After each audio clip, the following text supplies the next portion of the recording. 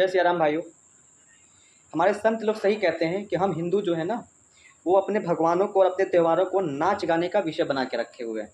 चाहे गणेश पूजन हो, चाहे नवरात्र हो, चाहे दिवाली हो, इन जब त्योहारों पे हमारे भाई लोग या कोई भी मूर्ति विसर्जन करते हैं तो इस मूर्ति विसर्जन करने में अश्लील एकदम अभद्र गानों का इस्तेमाल करते हैं और उस पर नाच गाने करते हैं।